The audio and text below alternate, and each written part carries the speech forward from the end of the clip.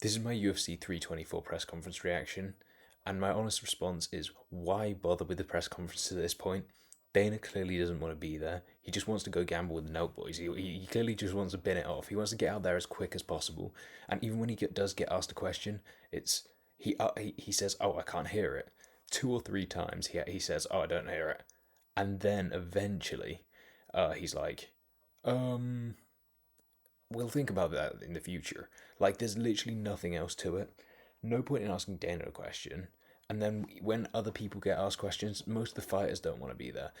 I honestly don't know why fighters don't take advantage of it more. I get they're cutting weight and stuff like that, but if someone just got up there and just like chucked a chair at someone, that would get the pay per view going. That would get everyone interested.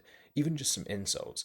Like no one really went at anyone else. It's just boring.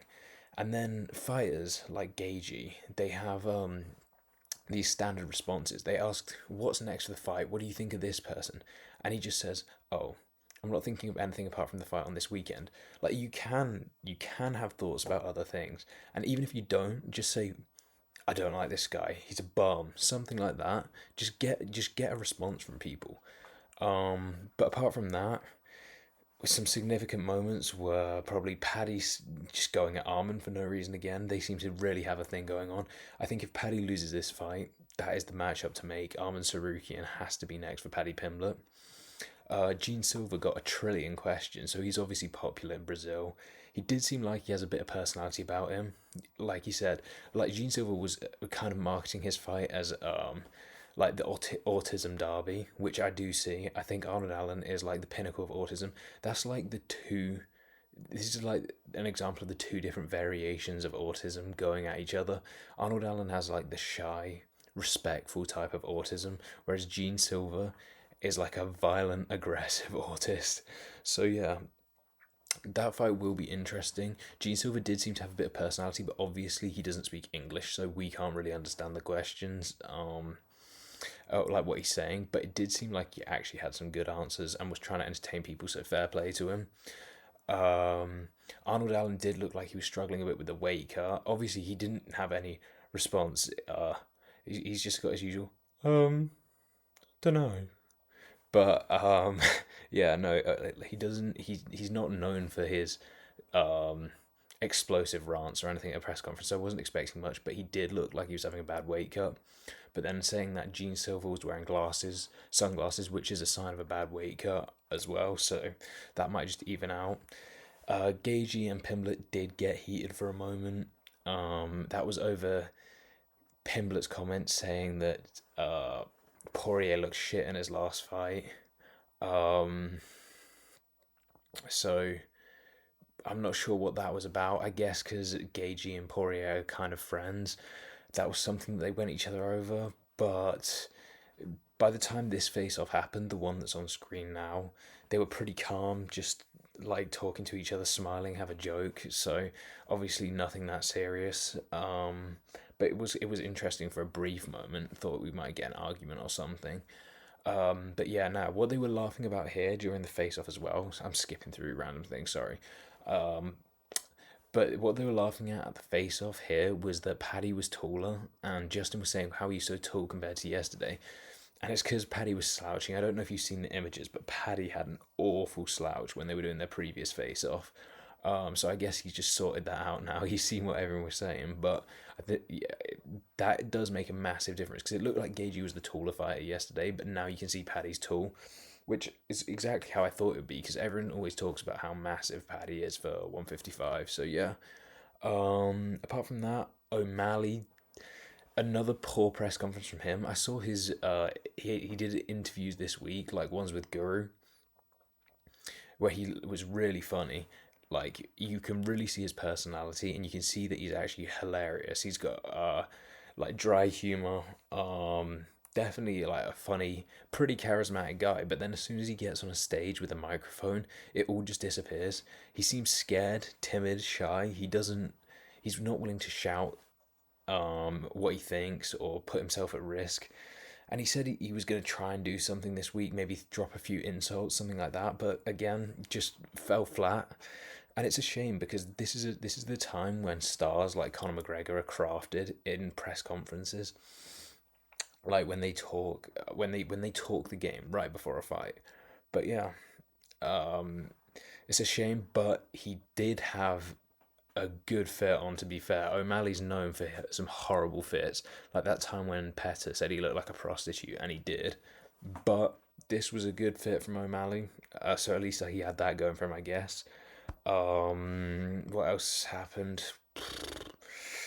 Um, Paddy talking about all the people coming from Liverpool, his home support. That is a lot of pressure, but I don't think Paddy sees it that way, which is obviously going to be a good thing for him. Uh, Derek Lewis threatened to drop his shorts again after the press conference, give another "my balls was hot" moment. So I guess that's something. I didn't predict him to win. If you haven't seen the prediction video I did the other day, I'd recommend watching that. I'm definitely going 10 for 10 in that. Oh yeah, and Waldo Cortez Acosta got about 1 trillion questions as well. A lot of the reporters, because they're from other countries, they only have one fighter. They have one horse in the race. So when they get on, they just ask that one fighter a bunch of questions. And Waldo Cortez Acosta got a load more questions than other fighters.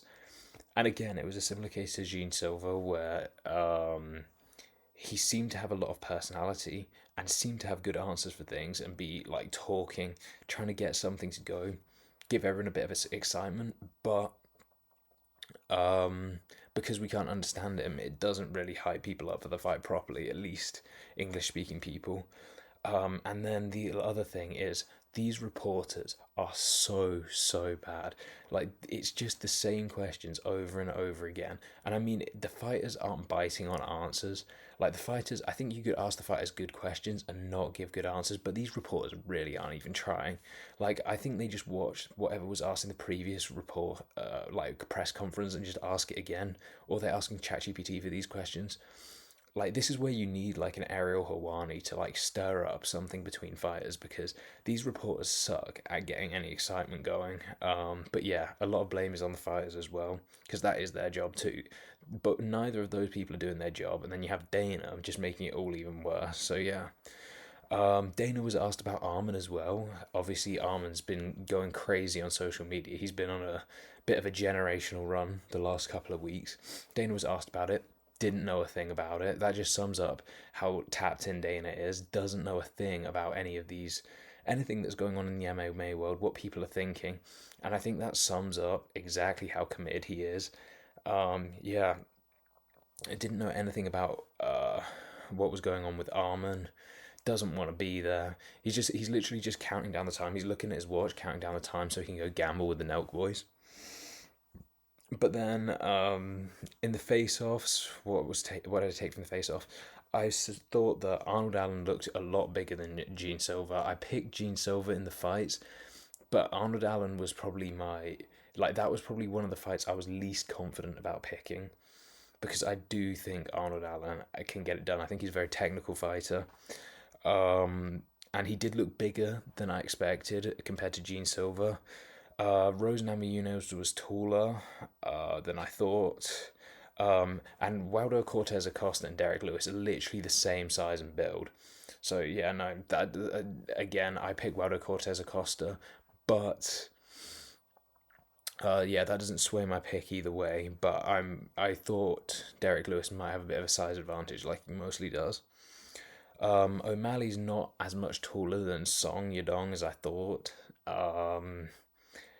And as well, the other thing I was surprised by is how many cheers Paddy was getting. Considering it's America, Paddy was getting loads of cheers. I don't know if that's just the Scouse crowd who have turned up making a load of noise, or if that's the American crowd turning towards Paddy. But either way, it sounded pretty good for Paddy. I think he thrives off of that like level of support. So yeah, that was my reaction to the conference. I think get rid of Dana, get rid of the reporters, um, and someone needs to smack the fighters and tell them to get into shape and just start shouting at each other or something. Like someone just lob a chair at someone or something along those lines. Just do something to get the crowd going. I don't think it's that hard, but yeah, that's about that. If you haven't seen my predictions for the fights, go and watch that because, as I said, that's definitely going 10 for 10. But apart from that, that's all. I'll see you in a bit.